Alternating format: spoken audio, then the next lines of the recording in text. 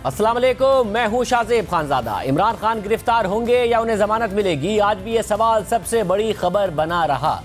आज भी दिन भर इस हवाले से ड्रामाई पेशरफ्त होती रही। इससे पहले 15 और 16 फरवरी को भी ये मामला खबरों में रहा था। लाहौर हाई कोर्ट में समाअत होती रही और मुलतवी होती रही। मुसलसल 2 दिन तक अदालत इमरान खान को जाती हैसियत में बुलाती रही और इमरान खान पेशी से गुरेज करते रहे। उनके वकला कभी एक वजह और कभी दूसरी वजह देते रहे। इमरान खान अदालत के सामने पेश होंगे या नहीं होंगे, ये सबसे बड़ा सवाल बना रहा। 15 फरवरी को इस्लामाबाद की इंसदादे दहशतगर्दी की अदालत के जज जवाद अब्बास ने इलेक्शन कमीशन के बाहर एहतजाज से मुताल्लिक केस में जमानत के अलावा इमरान खान की इस्तिस्ना की दरख्वास्त भी खारिज कर दी थी। दरख्वास्त जमानत खारिज होने के फौरन बाद इमरान खान के वकला ने लाहौर हाई कोर्ट में हिफाजती जमानत की दरख्वास्त दायर कर दी ताकि इमरान खान को गिरफ्तारी से बचाया जा सके। फिर उसी दिन शाम 6 बजे के करीब जस्टिस तारिक सलीम शेख ने दरख्वास्त पर फौरी समाअत की और हुक्म दिया कि इमरान खान को रात 8 बजे पेश किया जाए। फिर रात 8 बजे से पहले दूसरी समाअत हुई। इमरान खान के वकला अदालत में पेश हुए और मजीद मोहलत मांग ली। अदालत ने फिर मोहलत दे भी दी और समाअत रात 8:15 बजे तक के लिए मुलतवी कर दी। 8:15 बजे इस मामले की तीसरी समाअत हुई। इमरान खान इस दफा भी पेश नहीं हुए। उनके वकला ने एक बार फिर मोहलत मांग ली और अदालत ने अगले दिन यानी 16 फरवरी की सुबह तक के लिए मोहलत दे दी और समाअत मुलतवी कर दी। 16 फरवरी की सुबह जस्टिस तारिक सलीम शेख पर मुश्तमिल सिंगल बेंच ने मामले की चौथी समाअत की। इमरान खान एक बार फिर पेश नहीं हुए और उनके वकला ने एक बार फिर मोहलत मांग ली और अदालत ने एक बार फिर मोहलत देते हुए समाअत दिन 12:30 बजे तक मुलतवी कर दी। 12:30 बजे 5वीं बार समाअत हुई। इमरान खान इस बार भी पेश नहीं हुए। वकला ने एक बार फिर मजीद वक्त देने की इस्तदा कर दी। अदालत ने एक बार फिर इस्तदा मंजूर कर ली और समाअत दिन 2 बजे तक मुलतवी कर दी और दिन 2 बजे इस केस की छठी समाअत हुई। इमरान खान इस मरतबा भी पेश नहीं हुए और उनके वकला ने अदालत को बताया कि वो हिफाजती जमानत की दरख्वास्त वापस लेना चाहते हैं। इस दौरान हल्फनामे और वकालतनामे पर इमरान खान के मुख्तलिफ दस्तखत होने पर जस्टिस तारिक सलीम शेख ने नोटिस ले लिया। इमरान खान के वकील की दरख्वास्त वापस लेने की इस्तदा भी रद्द कर दी और रिमार्क्स दिए कि यह संगीन मामला है और इस पर तौहीन अदालत की कार्रवाई हो सकती है। अदालत ने एक बार फिर समाअत 4 बजे तक मुलतवी कर दी और इमरान खान को एक बार फिर तलब कर लिया, लेकिन फिर शाम 4 बजे इस केस की 7वीं समाअत हुई तो इमरान खान इस बार भी पेश नहीं हुए। उनके वकला ने इस्तदा की कि वीडियो लिंक पर इमरान खान की वजाहत सुन ली जाए। अदालत ने एक बार फिर ये इस्तदा मुस्तरद कर दी और समाअत शाम 6:30 बजे तक मुलतवी कर दी। शाम 6:30 बजे के बाद इस केस की 8वीं समाअत हुई। इमरान खान अदालत के सामने फिर पेश नहीं हुए। उनके वकला ने इस दफ़ा सिक्योरिटी खदशात जाहिर कर दिए। अदालत ने IG पंजाब को इमरान खान के वकला के साथ मीटिंग करने और एडवोकेट जनरल पंजाब को इमरान खान की सिक्योरिटी से मुताल्लिक हुक्म पर अमल यकीनी बनाने का हुक्म दे दिया और इमरान खान को 20 फरवरी को दिन 2 बजे तक पेश होने की मोहलत देते हुए समाअत दोबारा मुलतवी कर दी। यानी ये मामला हिफाजती जमानत के बजाय दोहरे दस्तखतों का केस बन गया था और इसमें भी इमरान खान को जाती तौर पर तलब किया गया था। और फिर आज दिन 2 बजे जब इस केस की 9वीं समाअत हुई, इमरान खान इस दफ़ा भी पेश नहीं हुए और उनके वकील ने यह तस्लीम कर लिया कि इमरान खान की दरख्वास्त पर उनके दस्तखत नहीं थे। जस्टिस तारिक सलीम शेख ने इस पर रिमार्क्स दिए कि आप कानून का मजाक उड़ा रहे हैं, मैं इमरान खान को शो कॉज नोटिस कर देता हूं। इस पर इमरान खान के वकील ने दोबारा मोहलत मांग ली और अदालत को यकीन दिलाया कि शाम 5 बजे अदालत में होंगे। दूसरी तरफ इमरान खान के वकला ने 16 फरवरी को एक तरफ जस्टिस तारिक सलीम शेख की अदालत में हिफाजती जमानत वापस लेने की इस्तदा की और लाहौर हाई कोर्ट में ही एक दूसरे केस में हिफाजती जमानत की दरख्वास्त दायर कर दी थी। ये मुकदमा इस्लामाबाद के थाना संजानी में दर्ज है, जिसमें इमरान खान समेत तहरीक इंसाफ के मुतादिद रहनुमाओं पर इलेक्शन कमीशन के खिलाफ एहतजाज करने पर दहशतगर्दी की दफात लगाई गई थी। यह एहतजाज 21 अक्टूबर 2022 को इलेक्शन कमीशन की जानिब से इमरान खान को नाअहल किए जाने के खिलाफ किया गया था। इस केस में हिफाजती जमानत की दरख्वास्त 16 फरवरी को लाहौर हाई कोर्ट के 2 रुकनी बेंच के सामने लगी, जो जस्टिस अली बाकर नजफी और जस्टिस शहबाज रिजवी पर मुश्तमिल था। 16 फरवरी को शाम 5 बजे के बाद इस केस की समाअत हुई और अदालत ने इमरान खान को जाती हैसियत में तलब करते हुए समाअत शाम 6:30 बजे तक के लिए मुलतवी कर दी। 6:30 बजे के बाद दोबारा समाअत हुई तो इमरान खान इस केस में भी अदालत के सामने पेश नहीं हुए, लेकिन 2 रुकनी बेंच ने इमरान खान को मोहलत देने के बजाय उनके पेश न होने पर जमानत की दरख्वास्त खारिज कर दी थी। आज दिन 3 बजे के बाद यही दरख्वास्त दोबारा लाहौर हाई कोर्ट में दायर की गई। एक बार फिर यह दरख्वास्त जस्टिस अली बाकर नजफी और जस्टिस शहबाज रिजवी के बेंच के सामने मुकर्रर हुई और फिर सूरत हाल ये बनी कि जस्टिस तारिक सलीम शेख पर मुश्तमिल सिंगल बेंच और जस्टिस बाकर नजफी और जस्टिस शहबाज रिजवी पर मुश्तमिल 2 रुकनी बेंच अपनी अपनी अदालतों में आज इमरान खान का इंतजार करता रहा। इमरान खान अदालत की जानिब से दिया गया वक्त गुजरने के बाद लाहौर हाई कोर्ट पहुंचे और वो भी इस तरह कि उनके साथ हज़ारों कारकुन थे। तहरीक इंसाफ के रहनुमा ये दावे करते रहे कि लोग खुद अपने तौर पर इतनी बड़ी तादाद में अदालत तक आ गए हैं, लेकिन इससे पहले लाहौर हाई कोर्ट पहुंचे ट्विटर पर टॉप ट्रेंड बन चुका था। यानी टॉप ट्रेंड था कि लाहौर हाई कोर्ट पहुंचे और तहरीक इंसाफ के ऑफिशियल अकाउंट से भी इस ट्रेंड को इस्तेमाल किया गया। और 6:22 पर जब जज साहिबान इमरान खान का इंतजार कर रहे थे तो इस ट्रेंड को इस्तेमाल करके पीटीआई के ऑफिशियल अकाउंट से ट्वीट में लिखा गया कि माफिया तुम सोच लो, इमरान खान अवाम की रेड लाइन है। फिर इसी रश का बहाना बनाकर इमरान खान इहाता अदालत में मौजूद रहे मगर कमरा अदालत में पेश नहीं हुए। जज साहिबान बार बार मोहलत देते रहे और इमरान खान हाई कोर्ट में मौजूद होने के बावजूद पेश नहीं हुए। उनके वकील बार बार ये इस्तदा करते रहे कि इमरान खान की गाड़ी में ही उनकी हाजिरी लगा ली जाए, मगर फिर जस्टिस अली बाकर नजफी ने हुक्म दिया तो इमरान खान गाड़ी से उतरकर पैदल चलकर 2 रुकनी बेंच के सामने पेश हुए, जहां 3 मार्च तक उनकी हिफाजती जमानत मंजूर कर ली गई। इसके बाद इमरान खान दोहरे दस्तखतों के केस में जस्टिस तारिक सलीम शेख की अदालत में पेश हुए। ये इस अदालत की 10वीं समाअत थी जिसमें इमरान खान ने अदालत से मुआजरत करते हुए कहा कि दरख्वास्त मेरे दस्तखत और मेरी मंजूरी के बगैर दायर की गई, जिस पर माजरत चाहता हूँ। इस पर अदालत ने इमरान खान की दरख्वास्त से जमानत वापस लेने की बुनियाद पर निपटा दी। इसके अलावा सियासी मंजरनामे पर भी आज बड़ी पेशरफ्त हुई है। पंजाब और खैबर पख्तूनख्वा में इंतखाबात की तारीख देने के मामले में आज एक नया मोड़ आ गया है। सदर मुमलिकत ने दोनों सूबों में इलेक्शन के लिए 9 अप्रैल की तारीख मुकर्रर कर दी है। सदर मुमलिकत डॉक्टर आरिफ अलवी की तरफ से chief election commissioner Sikandar Sultan Raja को लिखे गए खत में कहा गया है कि पंजाब और खैबर पख्तूनख्वा के गवर्नर्स और इलेक्शन कमीशन के आईनी दफातर पहले आप नहीं, पहले आपके उर्दू मुहावरे की तरह गेंद एक दूसरे के कोर्ट में डाल रहे हैं। 8 और 17 फरवरी को इलेक्शन कमीशन को खतूत लिखे गए और चीफ इलेक्शन कमिश्नर को मुलाकात की दावत दी गई, मगर इलेक्शन कमीशन ने मुआजरत कर ली। इस वक्त अदालती फोरम से कोई हुक्म इम्तना नहीं है, लिहाजा इलेक्शन एक्ट के सेक्शन 57(1) के तहत इख्तियारात का इस्तेमाल करते हुए मैं 9 अप्रैल बरोज इतवार को पंजाब और खैबर पख्तूनख्वा की सूबाई असम्बलियों के आम इंतखाबात करवाने का ऐलान करता हूँ। इलेक्शन कमीशन कानून के तहत पाबंद है कि वो सेक्शन 57(2) के तहत इलेक्शन का प्रोग्राम जारी करे। सदर मुमलिकत के इस इक़दाम पर वफाकी वज़रा ने सख्त तनकीद की है और इसे गैर आईनी करार दे दिया। आज अपनी जो आईनी औकात है सदर की, उससे तजावज़ करते हुए उसने इलेक्शन की डेट दे दी है जिसका उसके साथ ताल्लुक ही कोई नहीं। It is like almost amounts to abrogating the constitution. गैर आईनी इकदाम उठाए जब जाते हैं उनकी जो भी सज़ा है तजवीज़ करता है आइन जो है वो हम अपना राइट रिजर्व रखते हैं कि इनके खिलाफ जो है उसके तहत कार्रवाई होगी। आज आइन का प्यार दे के कहते हैं, सीने पे हाथ रख के मैंने आइन की पासदारी करनी है। आपके मुंह से ये बातें अच्छी नहीं लगती। आप यहाँ आइन की पासदारी करें या कहें कि मैं उसका मुलाजिम हूँ, मैं आइनी सरबराह नहीं हूँ। आप ना सिर्फ अदालती मामलात में मुदाखलत कर रहे हैं बल्कि अपने लीडर को खुश करने के लिए आइन शिकनी के मुर्तकिब हो रहे हैं। आप आइन बनाने वाले भी नहीं हैं, आइन की तशरीह करने वाले भी नहीं है। सदर मुमलिकत साहब, पार्लियामान ने आइन बनाया, उसकी तशरीह अदालतें कर रही हैं, आपको ये इख्तियार किसी ने नहीं दिया। बड़ी अहम डेवलपमेंट हुई है और तीसरी तरफ एक और मामला भी गुज़िश्ता हफ्ते से अहमियत इख्तियार किए हुए है। साबिक वज़ीर आला पंजाब परवेज़ इलाही की मुबैन ऑडियो का मामला अभी भी किसी करवट नहीं बैठ सका है। नून लीग की सीनियर नायब सदर मरियम नवाज ने ऑडियो लीक्स में मौजूद सुप्रीम कोर्ट के जज से मुस्ताफ़ी होने का मुतालबा कर दिया है, जबकि चेयरमैन पीटीआई इमरान खान ने इसे इंसानी हुकूक की खिलाफ वर्जी करार देते हुए सुप्रीम कोर्ट के तमाम जजेस को इसकी तहकीकात के लिए खत लिख दिया है। अब एस्टैब्लिशमेंट के कंधे नहीं रहे तो अब अदलिया के कंधों पे चढ़ के आने की तैयारी कर रहा है। इस मुल्क को ईमानदार जजेस की जरूरत है, ईमानदार जजेस की जरूरत नहीं है। और आप ये देखो उनका नाम आए हुए कितने दिन गुजर गए, इतनी इखलाकी जुर्रत नहीं कि जस्टिस क्योंकि उनका नाम आया है जरा इखलाकी जुर्रत का मुजाहरा करें और इस्तीफा दें और अदलिया पर लगने वाले धब्बे को मिटाएं। अदलिया को भी चाहिए कि ऐसे अनासिर का एहतसाब करें। मैं फैज के चेले चांटों की बात करती हूं जो फैज के जाने के बाद भी आज उसका काम कर रहे हैं। जबकि दूसरी जानिब चेयरमैन पीटीआई इमरान खान ने मुबैन ऑडियो लीक्स की तहकीकात के लिए सुप्रीम कोर्ट के तमाम जजेस को खत लिख दिया है और साथ ही गुज़िश्ता साल अक्टूबर में वज़ीर आज़म हाउस और वज़ीर आज़म दफ्तर की रिकॉर्डिंग के खिलाफ दायर दरख्वास्त को भी फौरी समाअत के लिए मुकर्रर करने की इस्तदा कर दी है।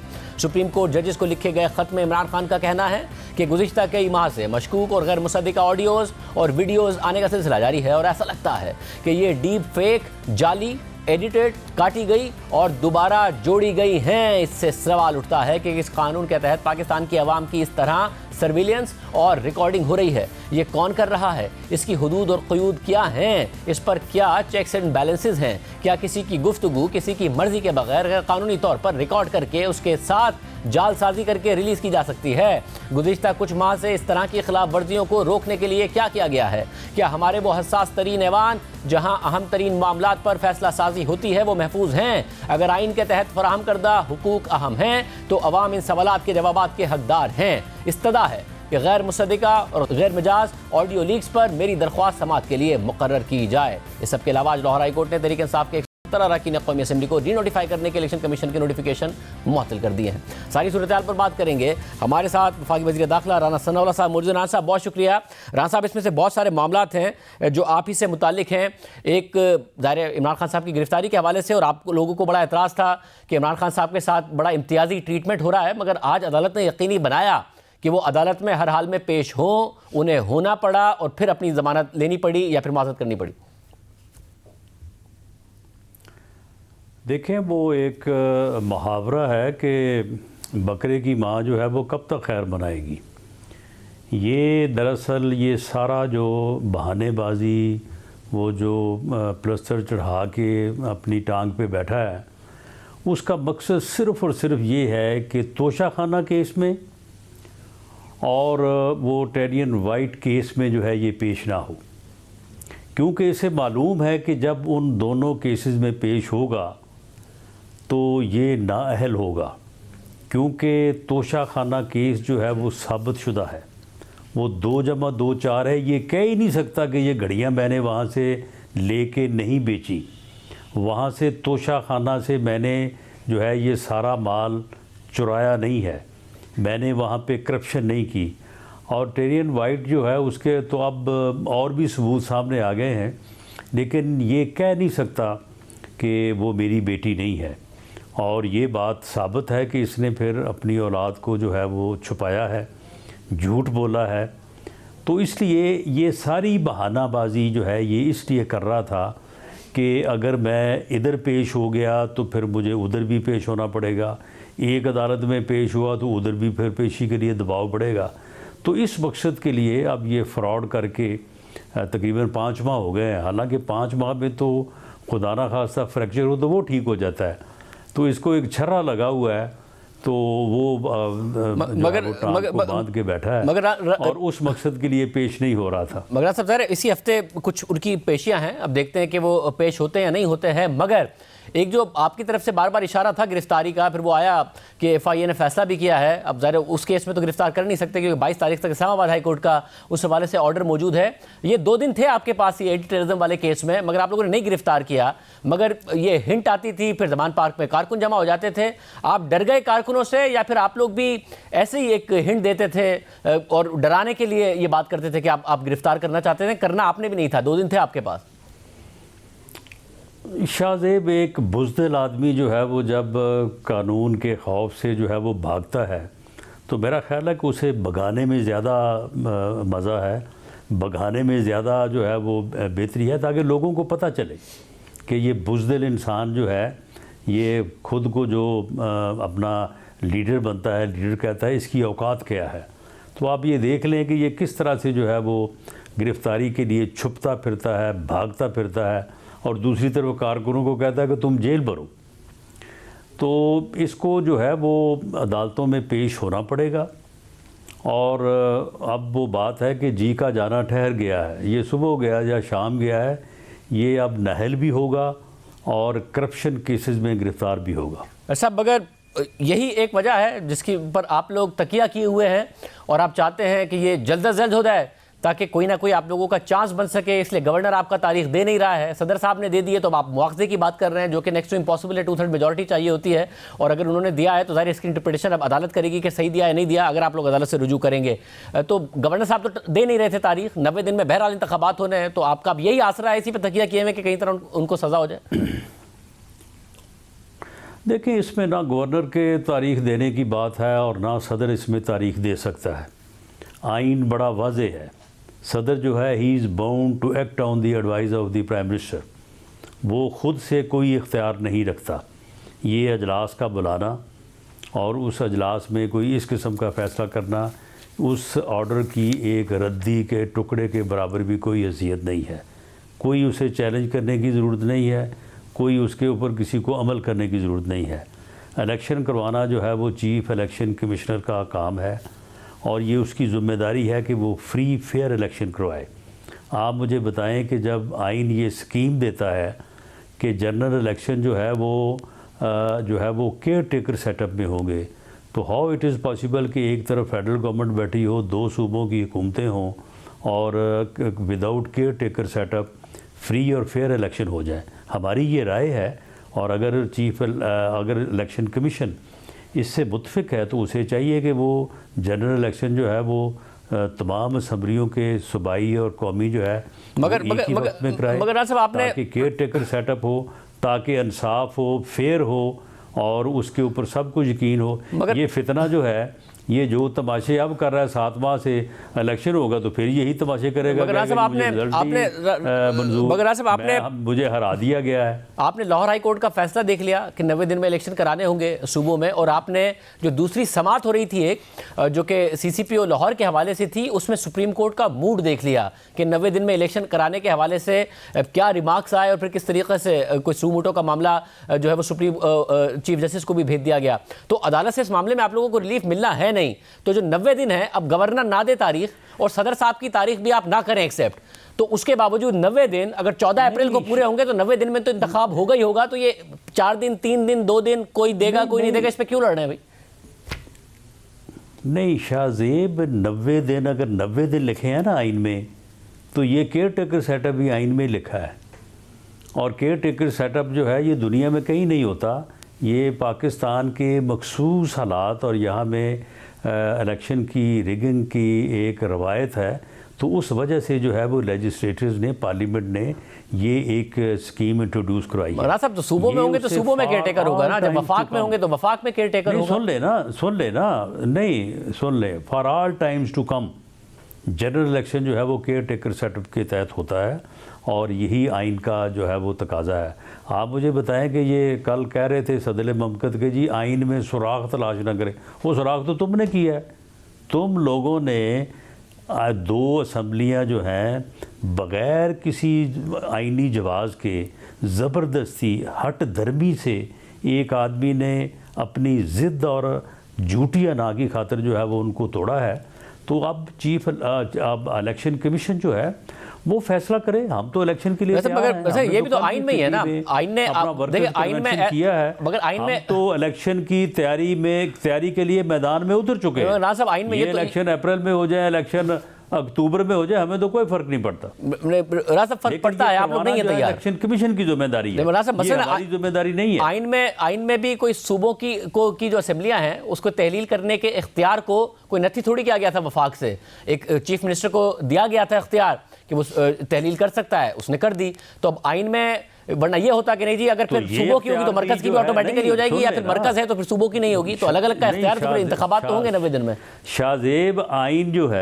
शाहजेब आइन में सिर्फ एक दफ़ा या आर्टिकल नहीं है जिसमें 90 दिन का जिक्र है, उसमें और भी जो है वो सारा जिक्र है और भी बहुत सारे सेक्शन और आर्टिकल्स हैं। ये इसी आइन में लिखा है कि फ्री और फेयर इलेक्शन करवाना जो है इलेक्शन कमीशन की रिस्पॉन्सिबिलिटी है, प्रेसिडेंट की नहीं है, गवर्नर की भी नहीं है, किसी और अदारे की भी नहीं है। तो अगर इलेक्शन कमीशन ये समझे कि इन हालात में फ्री और फेयर इलेक्शन जो है वो नहीं हो सकते क्योंकि केयर टेकर सेटअप नहीं है और आइन का ये तकाजा है कि केयर टेकर सेटअप हो, तो वो चीफ इलेक्शन कमीशन जो है वो इसमें फैसला कर सकता है। साहब तो अब सदर साहब ने तारीख दे दी है मुआवजे की, आज असेंबली में बातें हो रही थी। मुआवजा तो आप कर नहीं सकते, 2/3 मेजॉरिटी चाहिए, वो भी कंबाइंड हाउस की नहीं, तो सदर का मुआवजा करने के लिए। नहीं मुआवजा जो है वो सदर का क्या करना है, उस मस्कीन की अपनी क्या औकात है, उसे जो इमरान खान ने न्याजी ने कहा है उसने वो कर दिया है। इससे पहले भी जो आपको पता ही है उसकी जो उसकी हैसियत है। लेकिन मामला ये है कि उसके इस ऑर्डर की या जो उसने ये लिख के भेजा है इसकी कोई औकात नहीं है, इसकी कोई अहमियत नहीं है। इसे एक कागज़ के रद्दी के पुर्जे से ज़्यादा अहमियत नहीं दी जानी चाहिए। लगता है कि अदालत के में ये मामला जाएगा। मगर एक और मामला है रान साहब, और आपने हमारे ही प्रोग्राम में चीफ जस्टिस से इस्तदा की थी कि वो इस मामले का सू मोटो लें, और फिर नज़र आया कि वीकेंड पर मरियम नवाज़ साहिबा तो आगे निकल गई और जज साहब का नाम भी लिया और उनसे मुस्ताफ़ी होने का मुतालबा भी कर दिया, मगर दूसरी तरफ इमरान खान साहब ने तमाम जजेस को ख़त लिखा है और ज़रा वो कॉल टैपिंग के हवाले से, और ये मामला आपसे बहुत ज़्यादा ताल्लुक़ रखता है आपकी वजारत से, तो अभी तक लिया नहीं है चीफ जस्टिस ने नोटिस, मगर मुतालबा यही हो रहा है कि ये क्यों हो रही हैं, किस तरीके से हो रही हैं, कौन सी एजेंसियाँ करती हैं, इसके ऊपर इमरान खान साहब ने सवाल उठाए। नहीं शाहजेब, वो कहते हैं ना चोर मचाए शोर, ये अब लिख लेके भेज रहा है जजेस को। आप मुझे ये बताएं कि अरशद मलिक की जब वीडियो जो है वो लीक हुई थी और उस वीडियो को मरीम नवाज़ साहबा ने जो है वो मीडिया के सामने पेश किया था, क्या अरशद मलिक को बाद में सस्पेंड नहीं किया गया? क्या हाई कोर्ट के जज ने उसकी इंक्वायरी नहीं की? क्या उसको बाद में डिसमिस नहीं किया गया? क्या इससे पहले जो एक ऑडियो लीक हुई थी तो उसमें उस वक्त जस्टिस अब्दुल क़यूम उन्होंने रिज़ाइन नहीं किया था? तो मामला यह है कि उस वक्त ये सारी बातें क्यों ना हुई और अब जो है ये सारी बातें पहले हो रही हैं। मामला ये है कि किसने बनाई ऑडियो, किसने टेप की, किसने रिकॉर्ड की, ठीक है इसका भी पता कर लें, लेकिन बात तो ये है ना कि ये बताएं कि ये हकीकत है या नहीं है, और अगर ये हकीकत है तो फिर अदलिया के वक़ार के लिए, इस मुल्क में इंसाफ के तकाज़ों को जो है वो बुलंद बाला रखने के लिए किसी को रिज़ाइन करना चाहिए, अपनी ज़ात से ऊपर उठना चाहिए। आपने और मैं ये आपको बता दूं कि हमने उनकी जो है वो फोरेंसिक, ये जो चौधरी परवेज़ लाई वाली जो है वो ऑडियो उनकी भी, और ये जो गुलाम मोहम्मद डोगर वाली है उनकी जो है वो फोरेंसिक हम करवा रहे हैं। जैसे ही फोरेंसिक रिपोर्ट जो है वो मसूल होती है तो उसके बाद इसके ऊपर जो भी कानूनी और आइनी रास्ता जो है वो सामने होगा, हम चीफ जस्टिस साहब की खिदमत में भी उनको पेश करेंगे। अगर कोई रेफरेंस या कोई जो है वो पटिशन दायर करनी पड़ती है जुडिशल कमेटी को, या जो भी एक तरीक़ाकार आइन में दर्ज है, तो उसके मुताबिक इसको मूव करेंगे। सर तो फिर फोरेंसिक रिपोर्ट का इंतजार तो कीजिए ना, क्योंकि खान साहब कह रहे हैं कि जोड़ तोड़ कर बनाई जाती हैं ये ऑडियोज़। मरीम नवाज साहबा ने इस्तीफे का मुतालबा भी कर दिया और आपने भी कर दिया कि मुस्ताफ़ी होना चाहिए। खान साहब चैलेंज करें ना, खान साहब चैलेंज करें अगर ये जोड़ तोड़ से बनी है या किसी ने कट पेस्ट की है तो बिल्कुल उसको सज़ा मिलनी चाहिए। लेकिन मामला ये है कि इन ऑडियो को, जो चौधरी परवेज़ लाई की बात है, उसने तो खुद तस्लीम किया है। जो गुलाम मोहम्मद डोगर वाली है उसको यास्मीन राशिद साहिबा ने खुद तस्लीम किया है। ये कट पेस्ट कहाँ से आ गया? यानी खान साहब का मामला ये है कि खुद जो है वो अगर अपने ऊपर बात हो तो उनका मौक़िफ़ और है, जब किसी दूसरे के ऊपर हो तो उनका मौक़िफ़ और है। ये शाहजेब इसमें जो है ना, ये अपने करतूतों में, अपने गुनाहों में जो है ना, ये टोला, बदबख्त टोला जो है ना, ये फंस चुका है और पूरी कौम ने इसकी शनाख्त और इदराक कर लिया है। अब इंशाअल्लाह ताला जो है ना, इससे इस मुल्क और कौम की जान छूट जाएगी। बहुत शुक्रिया सनाउल्लाह साहब हमारे साथ मौजूद थे। हम अब बताते चलें कि हमें तहरीक इंसाफ के मुख्तलिफ रहनुमाओं को प्रोग्राम आने की दावत दी ताकि उनका मौक़िफ़ भी आए। कुछ आम बातें, ये इल्ज़ामात अगर सना साहब की तरफ से लगाए गए हैं मगर किसी ने जवाब ही नहीं दिया है। एक अहम कानूनी पहलू है सदर साहब के हवाले से, डिसीजन के हवाले से, उस पर बात करेंगे ब्रेक के बाद। प्रोग्राम में दोबारा खुशामदीद नाज़रीन। आइन बड़ा वाज़ेह है कि असम्बलियाँ तहलील होने के बाद 90 दिन के अंदर इंतखाबात होने हैं, मगर गवर्नर इस वक्त तारीख दे नहीं रहे हैं और कह रहे हैं मैंने तहलील नहीं की तो मैं कैसे तारीख दूं। इलेक्शन कमीशन कह रहा है कि हम नहीं तारीख देने का इख्तियार रखते, गवर्नर साहब रखते हैं। सदर साहब ने जब तारीख दे दी है तो हमें नज़र आ रहा है कि अब हुकूमत को उस पर एतराज़ हो रहा है। आइन और कानून के हिसाब से क्या बात ठीक है? हमारे साथ मौजूद हैं रशीद रिजवी साहब, साबिक़ सदर सुप्रीम कोर्ट बार एसोसिएशन। साथ ही हमारे साथ अहमद बिलाल महबूब साहब मौजूद हैं, आप सदर पिल्डैत हैं। आप दोनों का बहुत शुक्रिया। रशीद रिजवी साहब, सदर साहब ने ठीक किया, 90 दिन में इंतखाबात होने हैं, गवर्नर साहब दे नहीं रहे तारीख और इलेक्शन कमीशन कह रहा है हम मिजाज नहीं है देने के, तो सदर साहब ने इलेक्शन एक्ट है 57(1) के तहत ठीक किया।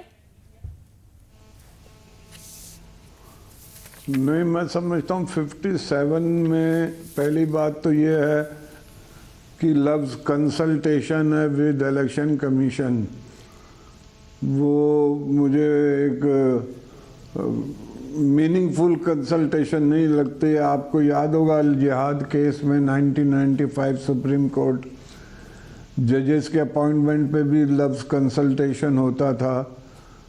अब 18th अमेंडमेंट से पहले उसको सुप्रीम कोर्ट की 5 रुकनी बेंच ने कहा था मीनिंगफुल कंसल्टेशन होनी चाहिए। तो ये आज की जो कार्रवाई है इनकी सदर साहब की, वो लगता नहीं है कि मीनिंगफुल कंसल्टेशन में हो गए। एक ही अटेम्प्ट में उन्होंने कह दिया कि जी मेरा कंसल्टेशन हो गया है। दूसरी बात यह है कि आइन को आप पूरा पढ़ लें। आइन में अलावा नेशनल असेंबली के और कोई सदर को इख्तियार नहीं है इलेक्शन की डेट देने का। तो अब ये क्वेश्चन मैं समझता हूँ फिर जाएगा सुप्रीम कोर्ट के सामने।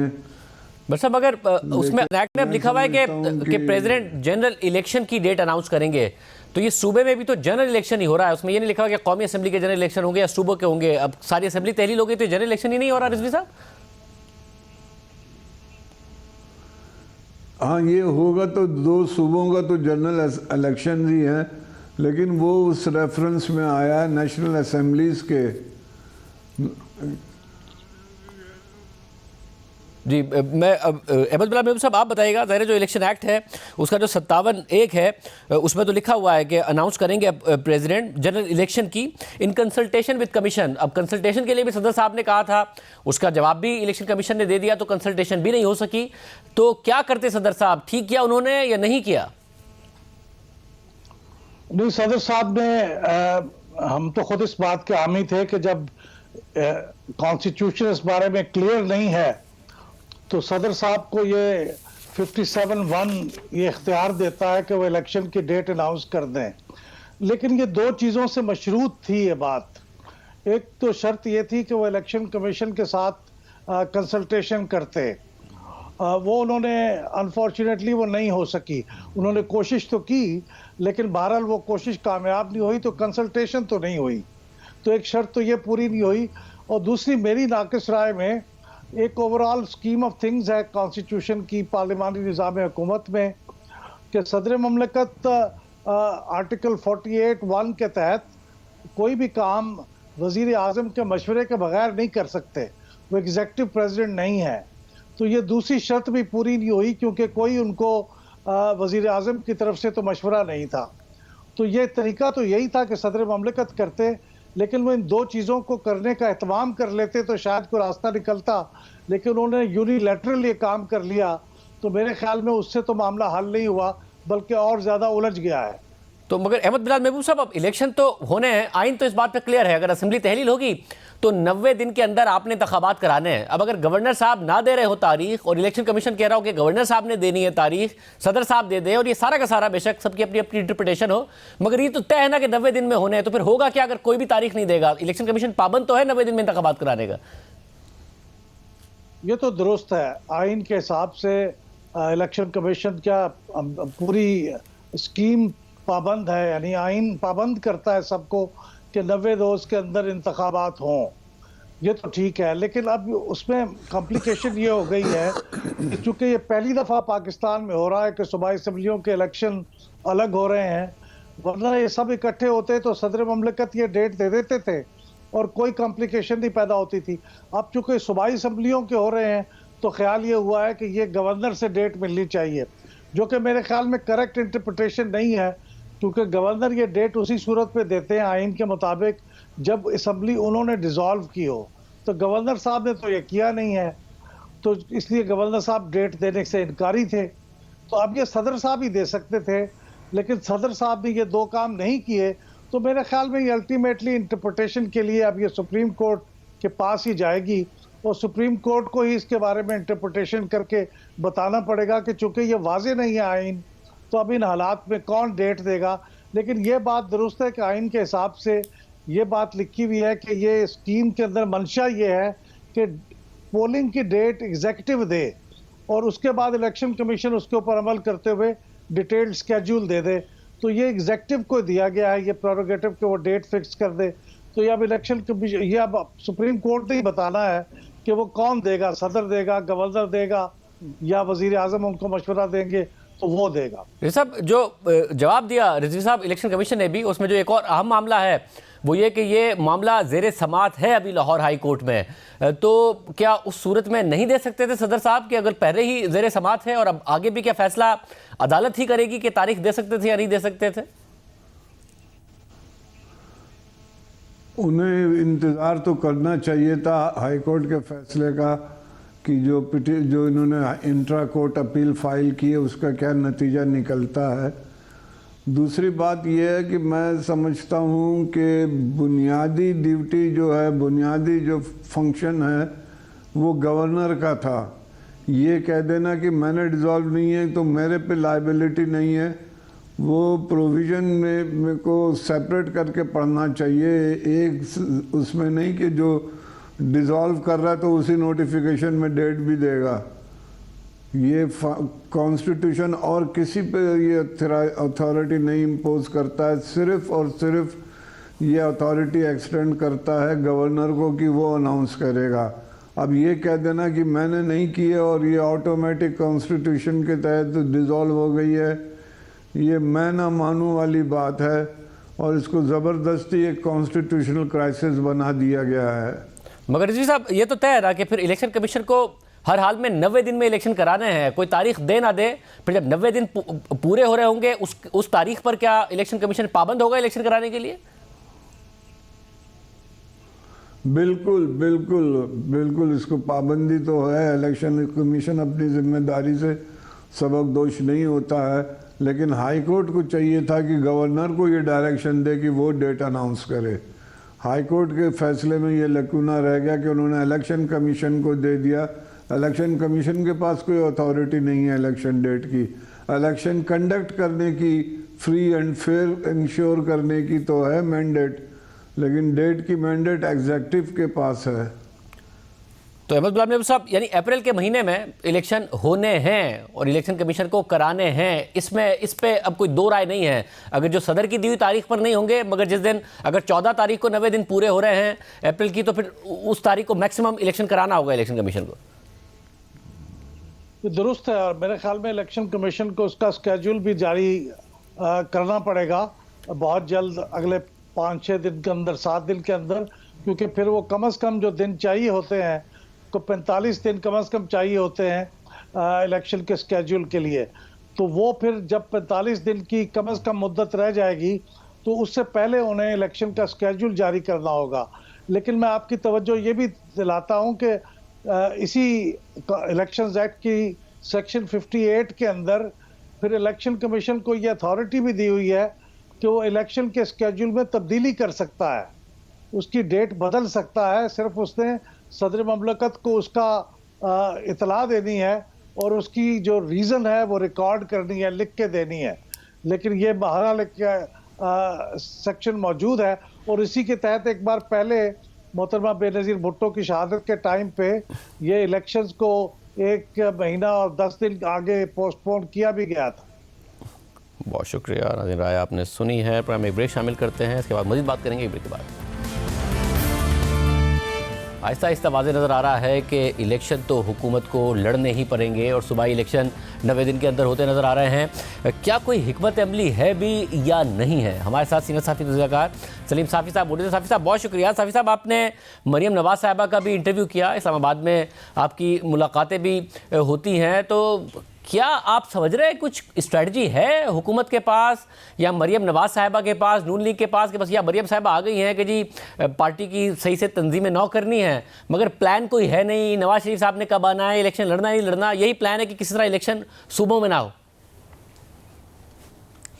असल में शाहजेब, बदकिस्मती इस मुल्क की ये है कि पिछले सालों में भी ये होता रहा कि जिनको हुकूमत दिलवाई गई थी तो उनको हुकूमत करनी नहीं आती थी और जिनको अपोजिशन में धकेला गया था यानी पीडीएम, तो उनकी कोई अदा अपोजिशन वाली नहीं थी।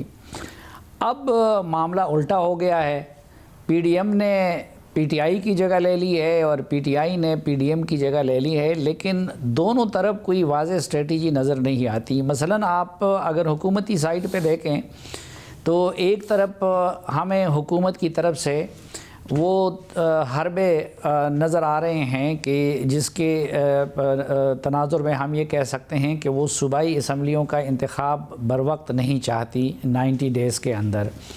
और आपने जो गवर्नर खैबर पख्तूनख्वा है ग़ुलाम अली, उनके रवैये को देखें, इसी तरह आप गवर्नर पंजाब के रवैये को देखें, या फिर इलेक्शन कमीशन को जिस तरीके से तमाम इदारों ने माज़रत कर ली है। दूसरी तरफ मरीम नवाज़ साहबा वो इंटरव्यू में ये फरमा रही हैं कि हम तो इलेक्शन के लिए तैयार हैं और मैं तो कैंपेन मैंने शुरू की हुई है। और इसी तरह आप इमरान ख़ान साहब का भी देखें कि एक तरफ वो बुध की तारीख़ के जेल बरो तहरीक शुरू कर रहे हैं, और दूसरी तरफ इस वक्त उनकी सियासत का पूरा महवर और मरकज़ और सरगर्मियों और एक्टिविटीज़ का एक जो हदफ नज़र आता है वो यही है कि वो जेल जाने से बच जाएं। अब जेल जाना तो दूर की बात है, अदालत जाने से उन्होंने कितना अपने आप को बचाए रखा इस खौफ से कि कहीं ना कहीं उनकी कहीं ज़मानत कैंसिल ना हो जाए। तो उनके यहाँ भी ये सूरत हाल नज़र आती है कि कोई स्ट्रेटजी ना इमरान ख़ान साहब की वाज़ेह नज़र आती है, ना इनकी नज़र आती है। इसी तरह आरिफ अलवी साहब हैं तो बाज़ औक़ात वो हुकूमत के पूरी तरह सहूलतकार नज़र आते हैं, और बाज़ औक़ात वो पूरे मुज़ाहिमतकार नज़र आते हैं। तो एक कन्फ्यूजन की फ़िज़ा है, लेकिन मेरे ख़्याल में अल्टीमेटली इन सारी चीज़ों का फ़ैसला वो सुप्रीम कोर्ट ही ने करना होगा। साहब मगर एक तहरीक इंसाफ में ज़ाहिर ये फीलिंग है कि इमरान खान साहब की जो हिकमत अमली है वो इस्टेब्लिशमेंट पर दबाव डालने में कामयाब हुए हैं, उसे बैकफुट पे करने में भी कामयाब हुए हैं। अब आपको ये नज़र आ रहा है कि कम अज़ कम खान साहब की जो अग्रेसिव स्ट्रेटजी है वो काम कर रही है उनके फेवर में। ज़ाहिर एक तरफ तो हुकूमत की कोई कारकर्दगी ऐसी नहीं है कि जिसकी वजह से हुकूमत कम बैक कर सके, और दूसरी तरफ खान साहब की जो अग्रेसिव स्ट्रेटजी है वो इस्टेब्लिशमेंट को भी बैकफुट पर कर रही है हुकूमत के साथ साथ।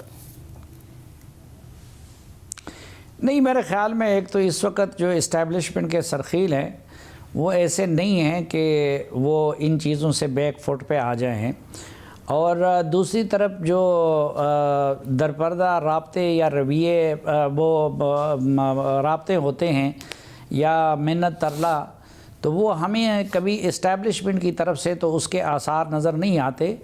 अलबत्ता इमरान ख़ान साहब के ग्रुप की तरफ से बहुत सारे लोग उन कोशिशों में लगे रहते हैं, हम वक्त कुछ मुलाकातों के लिए वक्त मांगते हैं, लेकिन आला सतह पे तो उनको मुलाकात के लिए वक्त नहीं दिया जा रहा है, उनको एंटरटेन नहीं किया जा रहा है। लेकिन निचली सतह पे भी जो कुछ होता है तो वो अमूमन इनिशिएटिव पीटीआई के लोगों की तरफ से होता है, उनकी तरफ से नहीं होता। अब मसलन आप खैबर पख्तूनख्वा में आप देख लें कि जब वज़ीर आला के तकर्रुर का मामला आ गया तो आपने देखा कि परवेज़ खटक को टास्क किया गया था कि आपने इस पे महमूद ख़ान और उनको राज़ी करना है, तो उन्होंने तो उनको राज़ी कर लिया। तो मुझे तो ऐसी कोई सूरत हाल नज़र नहीं आती कि ये आप कह सकते हैं कि चूँकि इस्टेब्लिशमेंट नई है, पुरानी इस्टेब्लिशमेंट की तरह पॉलिटिकल अफेयर्स में तजुर्बाकार नहीं है, लेकिन बैक फुट का कोई तासुर मुझे नज़र नहीं आता। साहब और फिर जब अगर फैसला सुप्रीम कोर्ट ने करना है जैसा कि आपने भी जिक्र किया, तो और नज़र आ रहा है जो मुख्तलिफ समातें हुई हैं कि ऐसा नहीं होगा कि अदालत कहे कि आइन में तो 90 दिन दर्ज है, मगर आप 120 दिन में इलेक्शन करा लें या 150 दिन में करा लें, आइन के मुताबिक अगर बाय द बुक भी अदालत जाएगी तो 90 दिन में ही इन्हें इलेक्शन कराना होगा। तो इनकी कोई तैयारी है, कोई हिकमत अमली है कि जी फिर अगर हो गया तो फिर नवाज शरीफ साहब आएँ और कोई कैंपेन कर रहे हों, या इसी बात का आसरा है कि इमरान खान साहब को के ख़िलाफ़ अदालत से फैसला आ जाएगा जिसकी वजह से हमें ओपन फील्ड मिल जाएगी?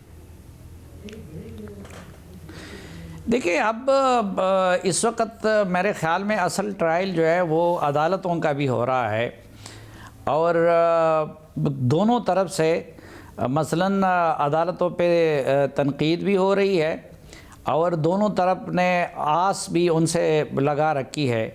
मसलन एक तरफ ज़ाहिर ही बात है कि अगर इसका मामला बिल्कुल क्लियर है 90 डेज़ का, तो उसके साथ साथ बहुत सारी केसेस इमरान ख़ान साहब के ख़िलाफ़ ऐसी पेंडिंग्स हैं कि उसमें भी बिल्कुल वो ओपन शट केसेस हैं।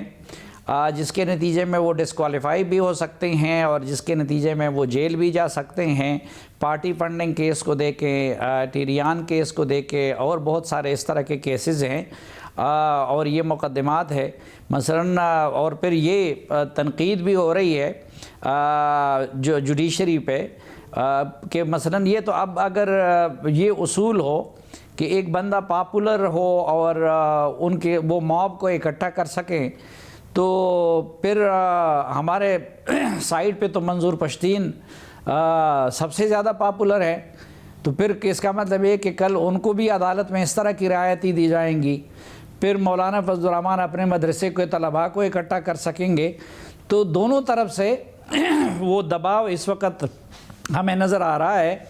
और अगर ये इलेक्शन ना कराने के मामले में हुकूमत की कॉन्स्टिट्यूशनल पोजीशन कमज़ोर नज़र आती हैं, तो बाकी जितने भी केसेस हैं तो उन केसेस में तो इमरान खान साहब की पोजीशन कमज़ोर नज़र आती है और इसलिए वो उसमें डिले भी चाहते हैं और मेरिट पे भी लड़ना नहीं चाहते हैं।